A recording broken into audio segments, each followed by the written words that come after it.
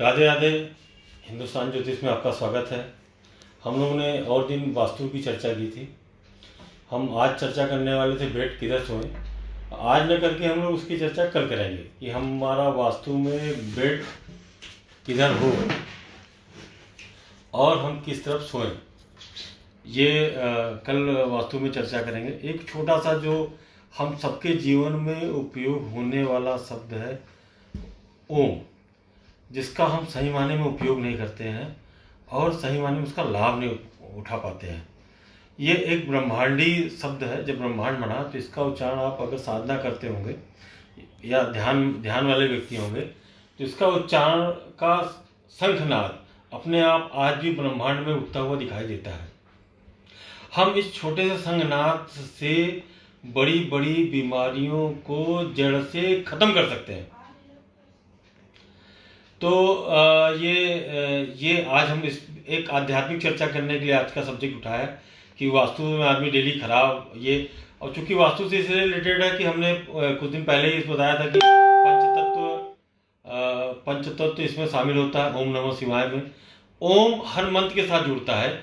ओम का क्या अर्थ है, पहले इसके वैश्विक रूप से इसकी पूरी जानकारी हमको होनी चाहिए कि ओम क्यों लगाया जाता है, ओम का क्या मतलब है, ओम का उच्चारण कैसा करना चाहिए, ओम से क्या लाभ मिलता है। हम तो हमें तो लगता है कि काफ़ी संख्या में लोगों को नहीं पता है कि मंत्रों के आगे ओम लगाया क्यों जाता है। ओम बिना क्यों, या पुरुष ही ओम का उच्चारण क्यों करे, स्त्री क्यों न करे। स्त्री करे तो उसके अंदर क्या परिवर्तन आएगा, पुरुष करे तो उसके अंदर क्या परिवर्तन आएगा।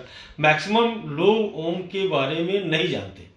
ये हम इसलिए कह रहे हैं कि हम समाज में अपने समाज से जुड़े हुए लोगों से मिलते हुए देखते हुए सुने हैं। तो इसलिए आज हमारा मन हुआ कि ओम के बारे में, कुछ अध्यात्म के बारे में चर्चा कर ली जाए, जिससे हम अपने बच्चों के बौद्धिक विकास में असीमित क्षमताएं डेवलप कर सकते हैं केवल एक छोटे शब्द ओम से।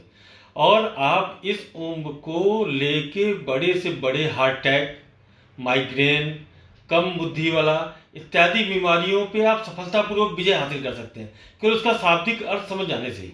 उसका प्रयोग करके देखिए, सिंपल प्रयोग। हमारे कोई भी वीडियो में अतार्किक बातें आपको नहीं समझाई जाएगी। हर का एक वैज्ञानिक पहलू है। क्योंकि हम वैज्ञानिक बातें इसलिए नहीं कहते कि हमारे साथ जुड़ने वाला हर व्यक्ति वैज्ञानिक नहीं है, हर व्यक्ति उस बात को लेवल तक पहुंच पाएगा कि नहीं पहुंच पाएगा। इसलिए हम एक साधारण सिंपल वे में अपनी बात को रखना चाहते हैं। हमें लगता है कि हमारी बात आपको समझ में आ रही होगी। अगर आ रही हो तो हमारे वीडियो को लाइक कीजिए और पसंद कीजिए और आपकी इसी प्रेरणा से आगे चलेंगे। आइए हम कुछ नक्शा ड्रा कर रखे हैं। नक्शा एक ओम का हमने बना रखा है। ओम का एक नक्शा दिखाएं आपको। तो हमने देखिए ये लकीर बनती है, ऊपर चंद्र बिंदु बनती है और ओम का एक ये शब्द पार्ट को कहते हैं अ, और उसके नीचे वाले भाग को कहते हैं उ, और लास्ट वाले पार्ट को कहते हैं म। ये 3.5 अक्षर के मंत्रों से ओम बनता है। 3.5 अक्षर। हम लोग अक्सर ओम कह के 2 अक्षर को लेके इसको लेके यूज कर लेते हैं, इसका कहीं यूज ही नहीं कर पाते। हम मंत्र का, ओम का सही उच्चारण करने से अपने तमाम बीमारियों को, अपने तमाम बौद्धिक क्षमताओं को डेवलप कर सकते हैं। जैसे अ शब्द जो बना हुआ है, अ शब्द यहाँ से यहाँ तक बना हुआ है। इसका एक ड्रा आप लोग भी कर लीजिए अपने साथ साथ, हमारे साथ साथ, तो बोलने में और सीखने में आपको भी आराम होगा। तो अ शब्द जो है वो पैर से लेके नाभि तक की चीज को आता है। जैसे हम एक छोटा सांस लेंगे, खींचेंगे नहीं, सांस खींचने में सांस जब खींचते हैं तो क्या होता है, ये सीना फूल जाता है और पेट अंदर हो जाता है ना। ये नहीं करना है, इस तरह की बात नहीं करनी है। ओम करके इस तरह की बात नहीं करनी है। हमें हम जब धीमे धीमे अपना सांस लेते हैं तो पेट भर जाता है। तो इस सांस भरने की प्रक्रिया को कहते हैं कि हमारे बॉडी में एक्स्ट्रा ऑक्सीजन आ गया। जब एक्स्ट्रा ऑक्सीजन आ जाता है तो फेफड़ा हमारे उस ऑक्सीजन जब बढ़ जाता है तो हमारे ब्लड में ऑक्साइड होने की वजह से रक्त वाहिनी चीज़ें काफ़ी अच्छी हो जाती हैं। हम काफ़ी बीमारियों से बच जाते हैं। तो इस अ का मतलब है कि नीचे से नाभि तक, तो नाभि में डायरेक्ट तो वो जाएगा नहीं। इस अ का मतलब केवल नाभि तक श्वास को लेने जो स्वर आया, ऑक्सीजन आया, वो नाभि तक आने की एक प्रक्रिया को कहते हैं। और इसको ऊ को कहते हैं हृदय। हृदय हृदय इसलिए कहते हैं कि जब हम ऊ का उच्चारण करते हैं तो सीधे जो श्वास लेते हैं वो सीधे नाभि तक तो जाती नहीं, वे हृदय से हृदय को टच करती हुई जाती है, हृदय के पास हुई जाती है। जो ऑक्साइड खून हमारा जाता है हृदय में, हृदय को भी उसी तरह क्योंकि ऑक्सीजन की भरपूर मात्रा हृदय में ऑक्साइड होकर ब्लड जाता है, तो हमारा ऑक्सीजन की मात्रा की बढ़ने वजह से हार्ट भी बहुत अच्छा होगा। इसको उच्चारण करते समय हम ऊ का उच्चारण करते हैं। जैसे उच्चारण करते हैं तो अ ओ ओम को उच्चारण कर लिया, ओ ओम, ऊ को रहने देते हैं। तो ऊ को रहने देते हैं तो हमारा काफ़ी मात्रा में ऑक्साइड होने वाला खून शुद्धि नहीं हो पाता, हमें कोई लाभ नहीं मिलता। आप इसे करके देखिए, हार्ट अटैक जैसी चीज़ों का अगर ब्लॉकेज आदमी को हो रखा है वो ठीक हो जाएगा। लेकिन ऐसा नहीं कि हार्ट अटैक हुआ हो, आदमी करने लगे और 1 महीने बाद कहे वो उसकी तो हार्ट अटैक से मृत्यु हो गई, ओम कर रहा था।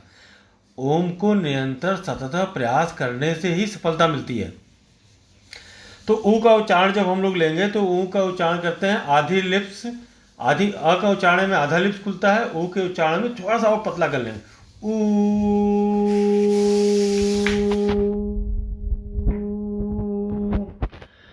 अब इस तरह एक लंबा दीर्घ लेते हैं हम लोग ऊ को, तो हल्की सांस के साथ इसको बोलना चालू करते हैं। जो मन म आता है लास्ट जो बनता है ओम के साथ, इसे भ्रामरी प्राणायाम कहते हैं। भ्रामरी प्राणायाम आप लोग अच्छी तरह जानते होंगे कि भ्रामरी प्राणायाम से मन मस्तिष्क सब बहुत विशुद्ध होता है, बहुत शुद्ध होता है।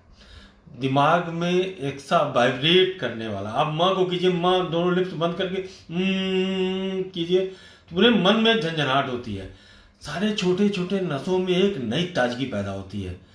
तो इस मंत्र करने से हमें मेमोरी बहुत अच्छी हो जाती है, याद बहुत अच्छी हो जाती है, हमारा मन बड़ा ठीक हो जाता है, हमारी मानसिक उलझनें काफ़ी ठीक हो जाती हैं। मानसिक बिगाड़ हमने तो देखा है, जो लोग को प्रयोग कराया, इस ओम के जपने से उन बच्चे को जो दिमागी रूप से बीमारी जो कहते हैं बच्चा कम डेवलप करता है, वो बीमारी को भी ठीक रिकवर होते हुए देखा है।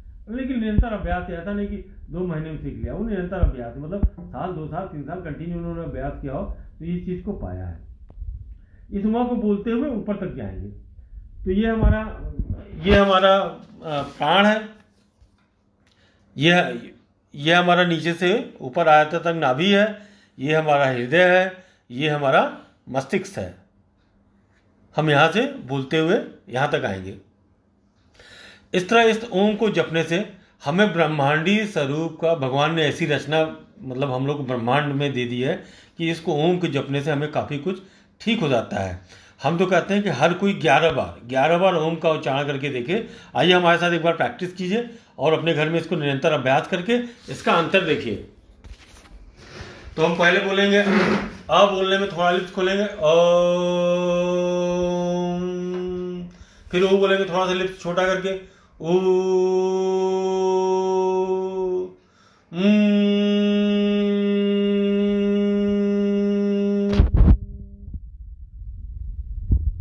तो इस तरह हम आपके साथ बोलेंगे ओम।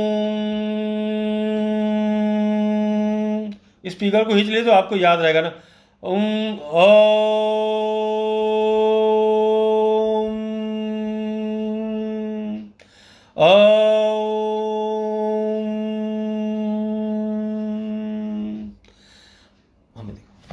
तो इस तरह करने से ओम करेंगे। आप क्या करेंगे, इन दोनों हथेली को सिंपल सा टच करेंगे, दबाएंगे नहीं। जब इस मंत्र का अभ्यास करेंगे, इन दोनों हाथों के हथेलियों को सिंपल सा ऐसा टच कर लेंगे और अपने जब लत्थी मारते हैं हम लोग तो घुटनों पे रख लेते हैं, सिंपल सा शरीर को रिलैक्स अवस्था करके धीमे धीमे सांस को स्वस्थ करना है। इसको जरूरी नहीं है कि हम किसी आसन पे करें, जरूरी नहीं है कि किसी पूजा घर में ही करें, जरूरी नहीं है कि हम कहीं एकांत में होकर करें। हम सोफा पे बैठ के कर सकते हैं, हम कुर्सी में बैठ के कर सकते हैं, हम बेड पे चूंकि मना करते हैं कि ना करें। अच्छा, रही बात औरतों की बात करने के लिए, तो आदमी 40 के बाद चिड़चिड़ापन हो जाता है और औरतों को 40 के बाद हार्मोनल चेंज आता है। क्योंकि ओम में बहुत गर्मी होती है, इसलिए कहा जाता था कि औरतों को ये मंत्र नहीं जपना चाहिए, गर्मी एक्साइट हो जाता है और आदमी के लिए इसलिए कहा जाता था ग्राह्य है वैज्ञानिक दृष्टिकोण से, सैद्धांतिक दृष्टिकोण की बात नहीं कर रहे हैं हम।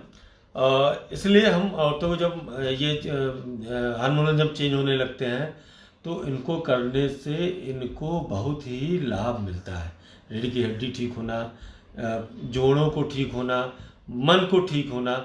सबसे अच्छा कारक हमारा होता है मन। मन अगर ठीक हो गया तो खुद करें और अपने घर में सब बच्चों सबसे कराएं और बच्चों कराएं।